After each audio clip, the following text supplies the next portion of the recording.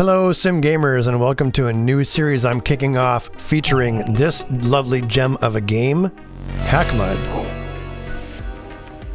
Links to it will be in the description below for where you can find it on Steam, and also of course the Hackmud community official Discord. So be sure to take a look at those if you're interested in joining us and playing this game. Hackmud is a text-based hacking and puzzle-solving game set in a multi-user, what they call a multi-user domain. That's the in-game term, also known as a multi-user dungeon. Basically, it's everyone doing text-based stuff. It was the precursor to MMORPGs and things like that. But this one is obviously a unique game with a unique client. It's all text-based, and there's lots of lore and stuff to find in here. I'm featuring it on this channel because there are a lot of concepts that it simulates really well. Hacking, penetration, operation security, information security, what people can do with exposed information and how they can use exposed information to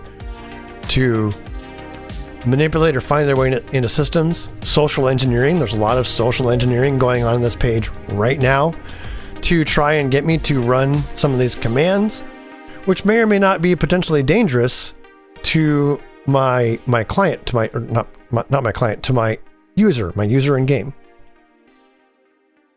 So I'm assuming that maybe you're watching this video because you've recently gotten out of the VLAN and maybe you're having a hard time getting started, or you want a little bit more in-depth or insight into sort of getting started and getting yourself towards the process of making progress to the game, figuring out how to make some money, finding upgrades, and that sort of thing. So we're going to go through, basically fast forward through the official tutorial, the Post-VLAN tutorial, I guess you could say the post-tutorial tutorial, and how to use that to propel yourself towards actually earning that sweet resource that everyone is looking for. Right out of the gate, I'm not going to bother scrolling up because it's buried somewhere in my chat history. I was given basically broadcasting a message from someone by the name of Bootstrap. Me the way to this particular script on the lower left of the screen. Teach six80d.eachother. If you've completed the VLAN, you already know this, but in this game, as a reminder, the most dangerous, the most insecure thing in this game is you, or is me, the person behind the keyboard. Luckily, this game gives us all the tools to do our due diligence to make sure that we're operating ourselves safely, or at least going into something knowing what types of risks we're taking. So I want to know, what type of risk am I taking by actually running this script? What sort of in-game risk do we have? So the way we can actually find out is a command called scripts.getLevel. And I specify some parameters, name. This is the basic input-output of the game. I type in this command. It shows up orange because it's a trusted script. It's basically a system script that I can run, which means I'm running it on my own user. I'm not making a call to any external script that someone else made.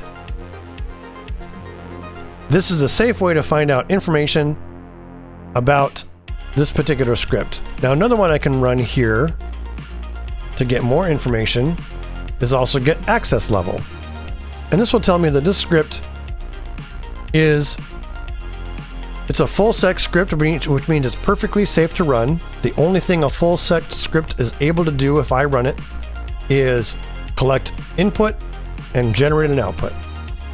It can't do anything else, like it can't access my account, it can't access my upgrades, my character information in any meaningful way. It has no access to that because full sec scripts don't have access to those types of things in my account. Now, if I actually run this against a different script that I know about, this one's called Siphon. siphon, spell it correctly, .gc. This one reports that it's midsec.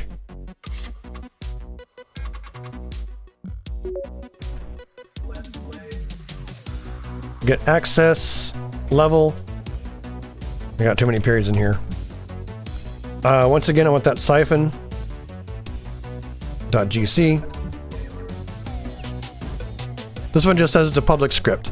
It's a public midsec script. Now, a midsec thing is able to do any. It contains at least one of the types of calls that are considered midsec. What we can actually do is take a look at our trusted scripts and get an idea of what types of things are midsec. We can run this same command that we have against all of these scripts to find out what they do. But I know for a fact that an example of a midsec script is accounts.balance. Oh, that one's highsec. How about X for GC2?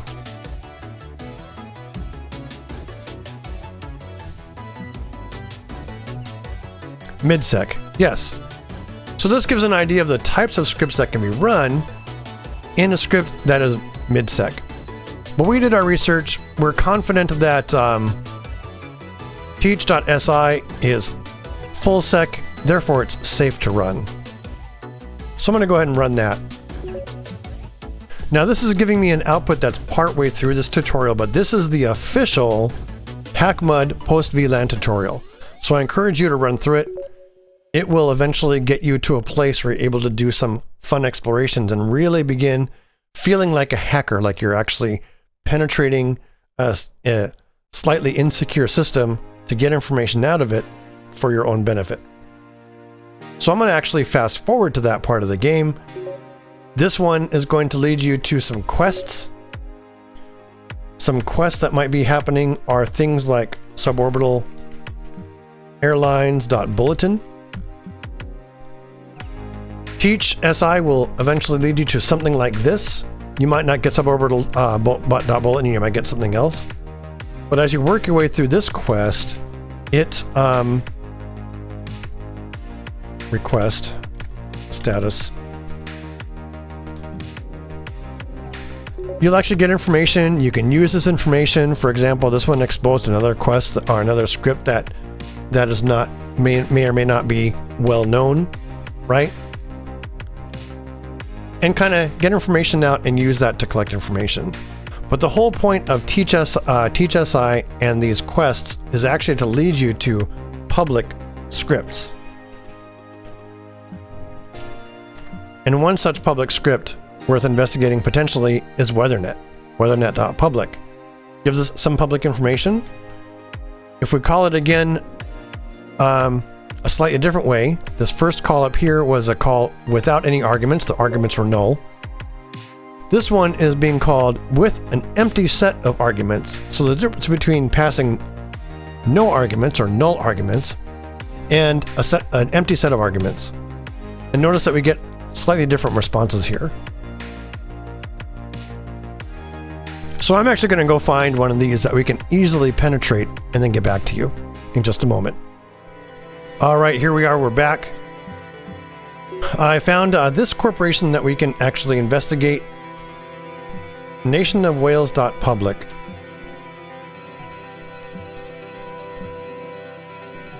And again, I'm running it with a null set of, basically a null argument and then an empty set of arguments to get the two different types of pages that this corporation is going to give me. Now we can start probing further. Something really stands out here.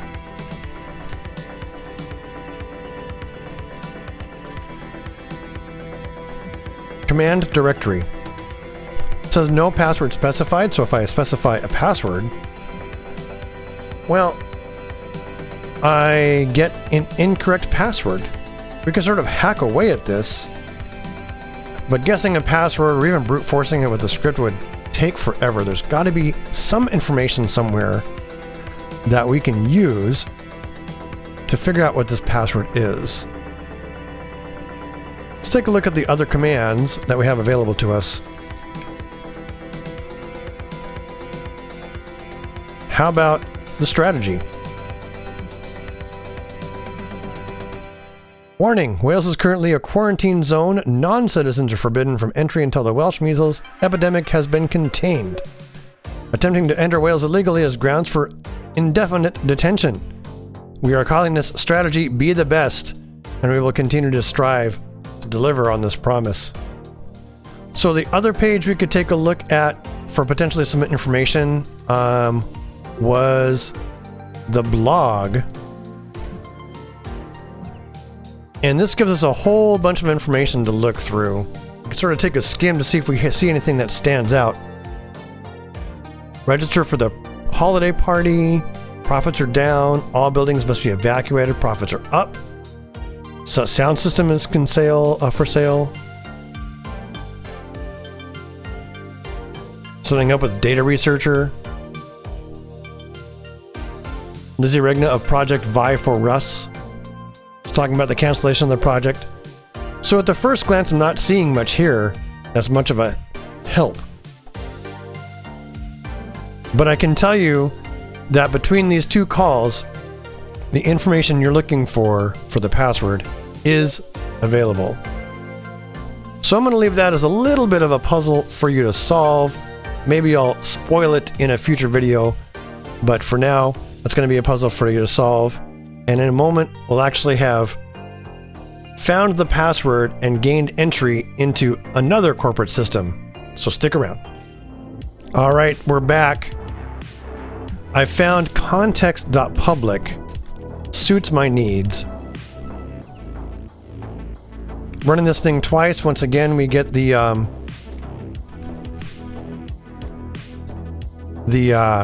help to go to nav personnel. I did a little research and I found that the password for this one is this right here. Be the best. Authenticated. Please specify a project to get a member list. Now, if I don't want to be plagued by these chat messages messing up my window, I can actually change that really quickly through a quick command. GUI.chats. Set my shell to false. The shell is the left-hand screen, and chats to true, or you can set it to false if you want to mute everything.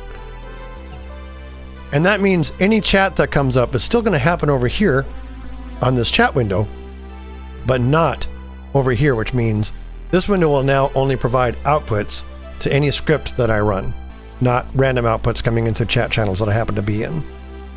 So, back to this password situation. We're looking for projects.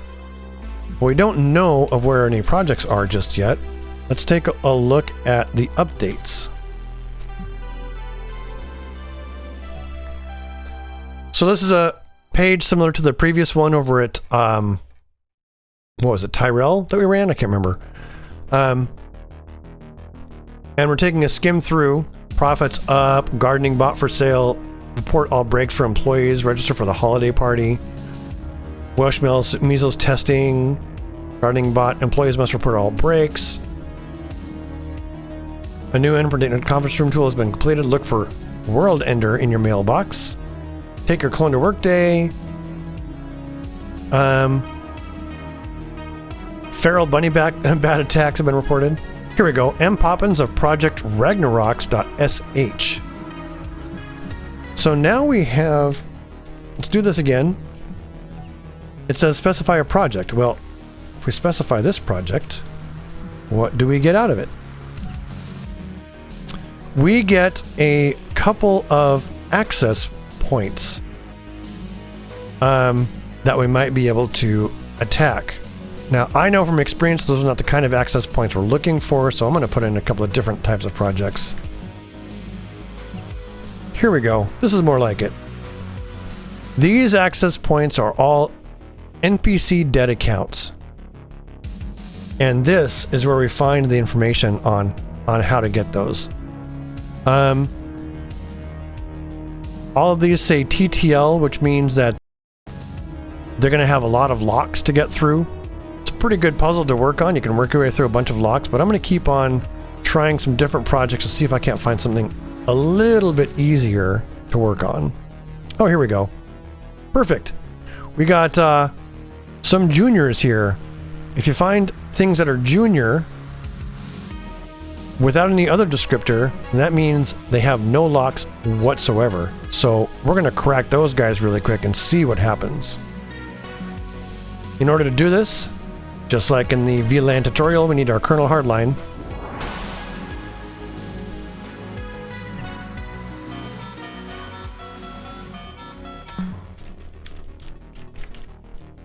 And I have to point out the in-game soundtrack is actually spectacular. I'm replacing the soundtrack with Stream Beats. What am I playing here over here? Stream Beats Synthwave by Harris Heller.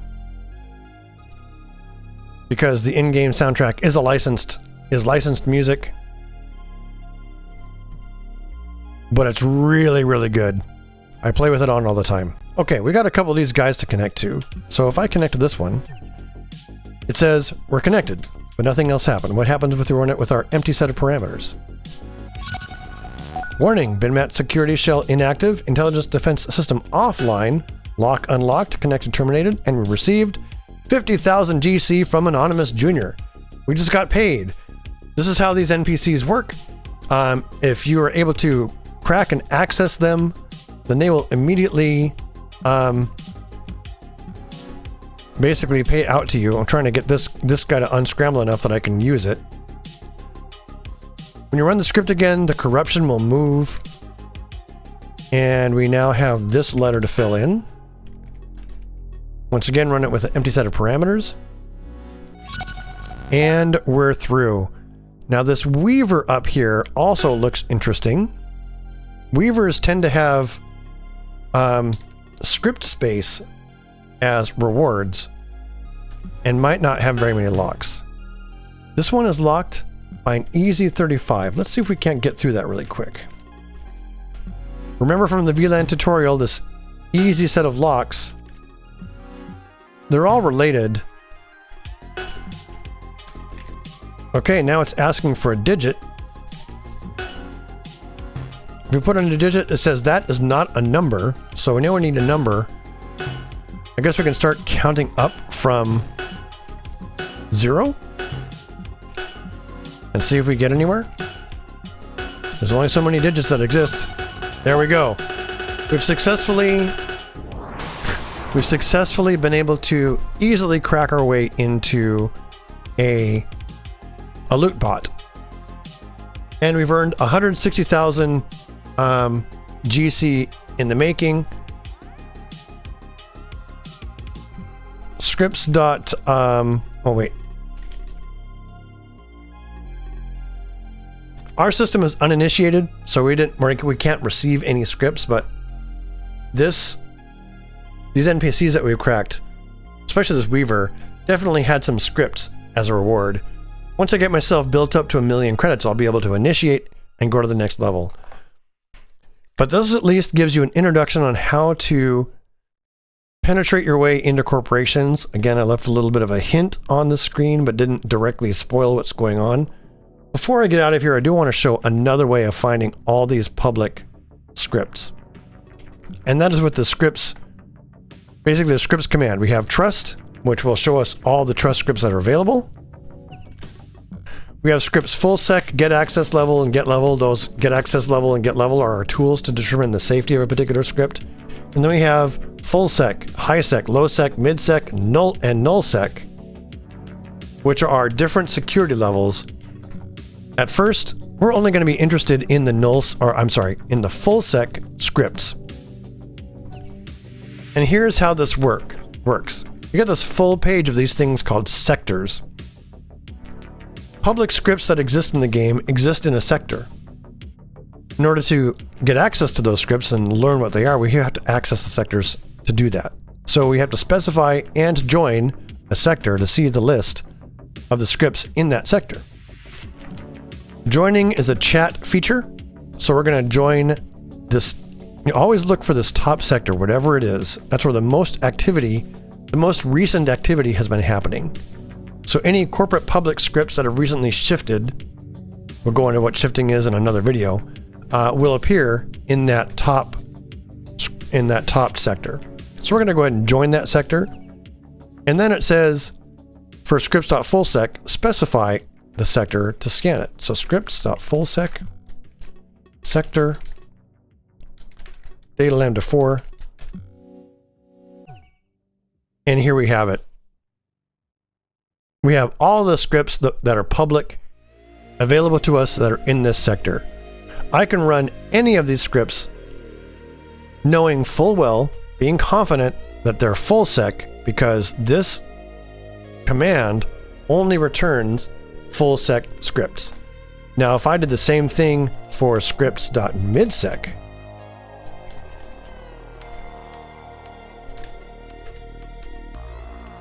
data lambda 4, this shows me a list of sectors that have midsec scripts, right? There are none of them. I'm sorry. I did the argument wrong. Sector. There are no midsec scripts in data lambda 4. So I can really run any of these, right? Some of the ones that I ran, in fact, the one that we last ran to find these infos was context.public. Here it is right here. There's a bunch of others. Here's Cyberdyne. There's etc. That one, Halperion. From the tutorial, remember halperion.helpdesk? Well, here's their public site. WeatherNet, Suborbital Airlines, right? There's all these different places you can go to get these NPCs, to tease out those NPCs in order to make money. But that's going to be it for this particular introduction of Hackmud. I hope to see you on the official Discord. The links will be in the description below, the official Discord for this game. The game is available on Steam. I think it's also available on Humble Bundle or maybe GOG. I'm not sure, but I'm going to link the Steam one for sure. I have spent hundreds of hours in this game. Definitely worth my investment. And if you want to learn more about programming and hacking and information security, this is not a bad starting point. So with all that said, and until next time, I will say I'm SimGamer, and this is Hackmud. Tune in next time when we start learning how to crack more difficult locks on some of these newbie scripts that we find. Until then, take care.